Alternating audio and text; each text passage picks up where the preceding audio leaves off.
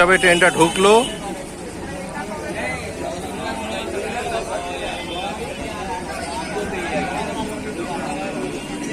এখানে বেশি মানুষজন যায় না, সেই জন্য মানুষজন সবাই ঠাকুর দেখতে বেরিয়ে পড়েছে।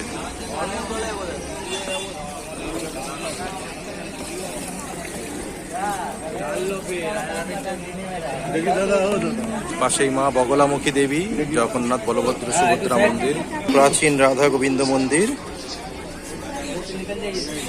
অনেক বড় বিগ্রহ, খুব সুন্দর বিগ্রহ, রাধা কৃষ্ণ গোবিন্দ, কোষ্ঠী পাথরের কৃষ্ণ, অষ্টধাতু রাধা, প্রাচীন।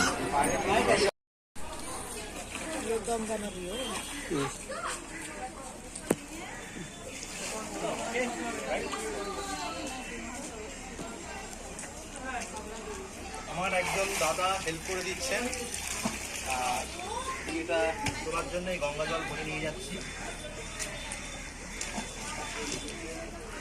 আসছে? হ্যাঁ, আসছে আসছে।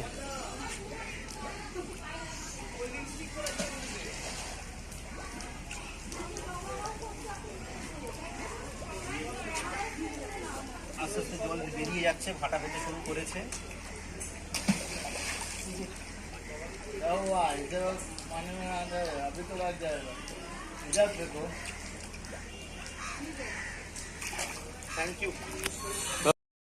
গঙ্গার ঘাট আস্তে আস্তে সন্ধ্যা হয়ে গেছে, বাগবাজার ঘাট আস্তে আস্তে মানুষজন চলে যাচ্ছেন মা গঙ্গার কাছ থেকে। আমি এই জল ভরলাম 1 2 3 4 5 6 7 8 9 10 11 জল টল ভরে নিলাম আমি। আর ওই ঘাটের গায়ে আমার গাড়ি দাঁড়িয়ে আছে। এর পাশে এটা হচ্ছে শিব মন্দির, এই মিহির ভাই ভাইদা লেখা যেখানে, এটা শিব মন্দির। আমি শিব মন্দিরে দর্শন করাবো। আর এখানে এই ঘাটটা খুব সুন্দর, বাগবাজারের ঠিক স্টেশনের পাশে এই ঘাটটা, একদম ঘাটের গায়ের ওপরে বাইকটা নিয়ে আসা যায়। জল ভরতে ভরতে বাইকটাকে লক্ষ্য রাখাও যায়, এটা একটা সুবিধা। সন্ধ্যা হয়ে গেছে, সেই কখন বেরিয়েছি, কিন্তু এত জ্যাম। আজকে পুজো চতুর্থী থেকে মানুষজন মায়ের দর্শনে বেরিয়েছে। মা এখনো প্যান্ডেলে প্রবেশ করতে পারেনি, কিন্তু তবুও কুমোরটুলি যেহেতু পাশে, বাগবাজারের পাশেই, তাই কুমোরটুলিতে এসে সবাই ঠাকুর মাকে একবার এখানেই দেখে নিচ্ছে। মন্দিরে যাওয়ার আর দরকার নেই। যাক, ঠিক আছে।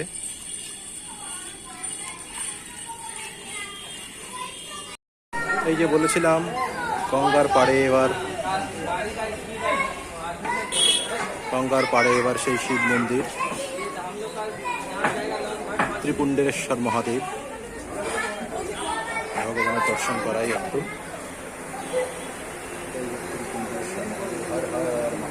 তালামারা আছে, পূজারি আসবে একটু পরে। এখানে গঙ্গার মাটি বিক্রি হয়। আর এই হচ্ছে বাগবাজার ঘাট, এই স্টেশন। এক্ষুনি গেট খোলা, মনে হয় লোকজন নেই, প্ল্যাটফর্মে দাঁড়িয়ে আসবে। এই যে আমি একটু চান টান করেছি, মাথায় জল টল দিয়ে, কোমরের একটু চান ভেঙে গেছিল প্রায়।